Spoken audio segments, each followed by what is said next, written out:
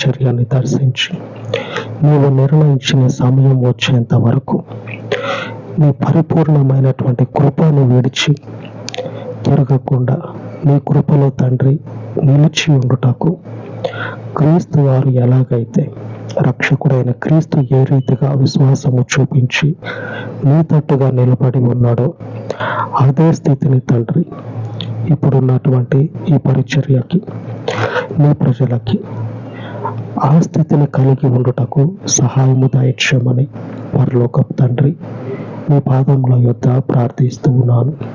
నీ కృప చొప్పున నాయన ఈ విన్నపాలను దీవించమని నీ దయగలిగినటువంటి నామమునకు ప్రార్థిస్తూ యేసుక్రీస్తు కృప కలిగిన నామమున ప్రార్థించి వేడుకొనుచున్నాను తండ్రి.